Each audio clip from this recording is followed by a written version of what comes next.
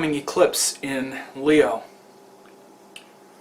and that eclipse will take place on September the 1st. And this is obviously a very transformative time, not just because of the eclipse, but what's also going to be happening is the sun and moon, well, actually the sun and all the planets are going to be in the Kalasarpa Yoga, meaning that they're all going to be in between the nodes for the next like 5 months after that, and until next February. Let me get it exact. No, actually it's next January. So that's like 4 months. Mars will break out of the Kalasarpa Yoga. Mars will go into, Mars will clear Ketu like next, or actually December 30th or so. So between now and the end of the year and really into January, all the planets are going to be in between Rahu and Ketu. So it's a big time. We're really kind of descending into a time of a lot of shadow issues, you would say. And that's always what happens with the eclipses. We're dealing with certain shadow issues for a given time.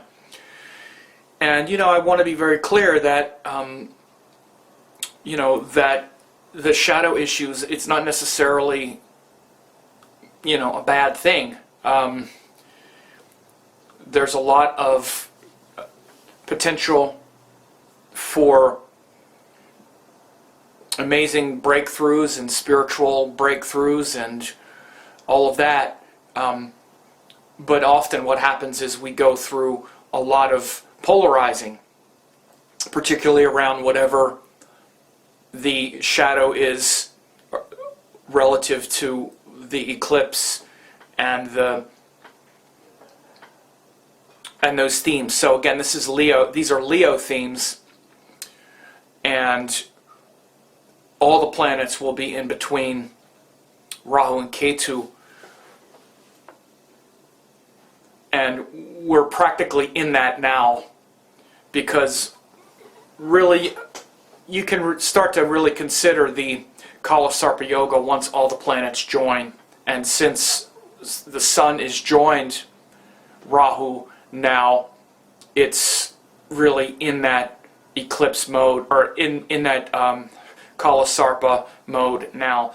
So individually and collectively, we're going to be going through a lot of these shadow issues around our personal confidence, those things that I've been talking about. Here at the member site, I've done a lot of talking about that recently, and recent videos on YouTube and whatnot. I've talked a lot about the confidence issues and on a personal level, and how that personal confidence is trying to be elevated toward something more worthwhile than just our comfort zone, and having the personal confidence to do this thing rather than a higher vision and a higher purpose. When we have a higher vision and a higher purpose, we're not just driven by our confidence level, we're driven by a purpose, right? That doesn't waver. Wavering confidence is what keeps us in the lower form of the sun. Because then when we have the confidence and also the lower form of Leo, so what we tend to do then, and what Rahu's influence on the sun does, and Rahu's influence in Leo, is situations where we're confident, we tend to overdo it. We tend to be pushy, we tend to be like a tyrant, which we need to be careful of. That's both with Rahu's sun and when Rahu is in Leo. We only do that when we are seduced by the world and its limited power and the limited power we have. And of course, the shadow side of that is that confidence issue that I'm talking about. Because when we're truly aligned with power, and when we're aligned with our true power and aligned with a higher purpose, we don't abuse our power. We don't lord it over others. We don't dominate others with the power we have. Instead, we transfer that limited power we have to a higher purpose. And that higher purpose is always inclusive. It's always inclusive in wanting to empower others, wanting to have the power flow through us and empower others, just like the way a healthy kingdom runs.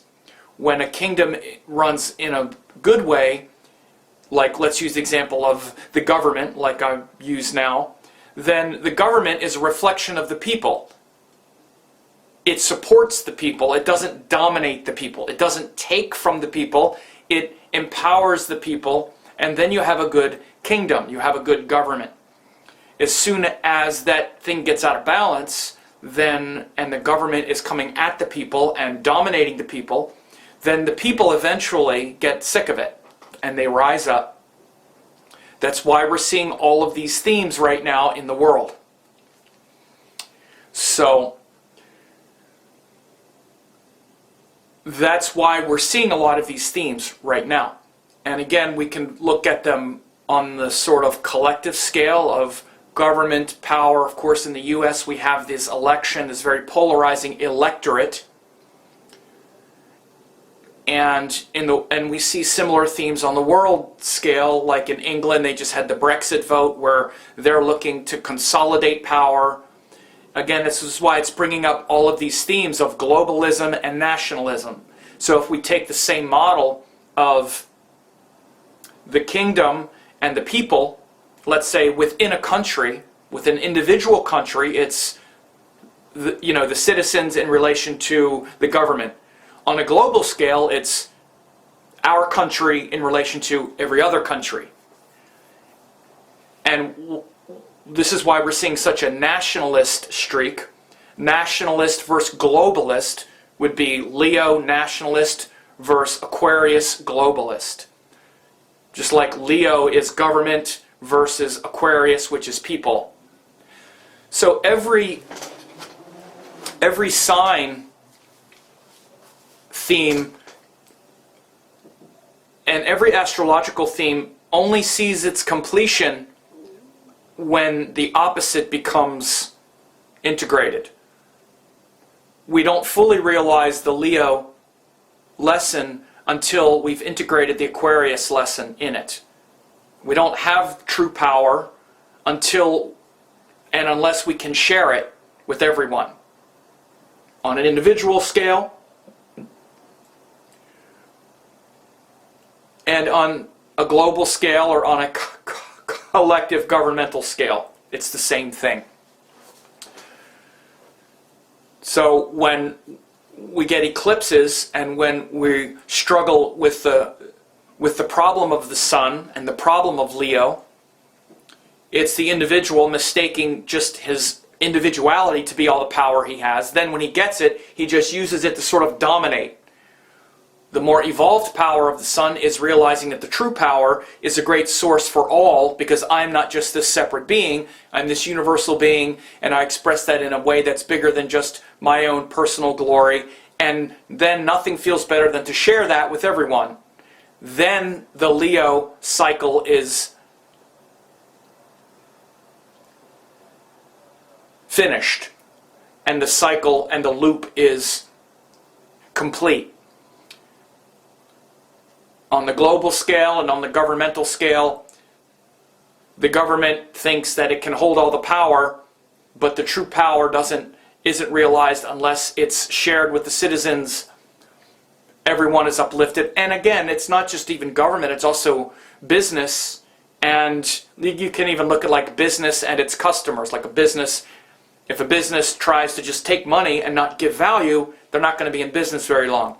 So this is why business is a good model for a government, because the bottom line of a business is to be profitable, and a business will change if the product stops being in alignment with the principles and values of their customers. This is why one of the best things we can do in the world is be a conscious consumer, because companies will change if we stop buying their products based on whatever it is, like non-GMO food, and companies that do all. If we stop buying it, they will adjust. They will stop using that product if we stop buying it, for example, because they want the profit. They have a profit motive. So you can look at that the business is Leo and the people they're selling to is Aquarius. So this is always being worked out. And the reason I'm talking about this a lot is because eclipses bring this out in great contrast, because you have the node. That's what the nodes are. The eclipses happen along the nodal axis. You have Rahu in one sign, Ketu in the other, north node, south node, and one end of the node is getting eclipsed. And now it's not just that it's an eclipse, it's the sun is getting eclipsed in Leo, the sign that it rules. So these issues are getting, they're very intense, because the sun and the moon are the ones that are always getting eclipsed, but when you get it eclipsed in one of the signs that it rules, then it really doubles down on that principle. So that's why this eclipse cycle is so important for all of us. And in this video, first it's important to understand that overarching theme, because that overarching theme is as important or more important than how it's going to affect each one of the individual signs. That's what I'm going to talk about here, is each one of the individual signs as well. But we tend to focus on that a lot, but first we want to understand what's happening with us in relation to everyone else, us as a group, because many times this is the part that you're trying to harmonize. Like I just said, it's not just about you. You exist within a continuum of energy that doesn't just revolve around you. So you want to understand that why things are working this way, and these larger themes are the things we all have in common. That's why we're all living under this common energy right now. And then depending on your sign, this is sort of how you are going to be fitting in to that collective energy. This is really the greatness that you can bring to that collective dialogue for the next 6 months until the next solar eclipse. So now I'll talk about how each of the 12 signs is going to experience this eclipse.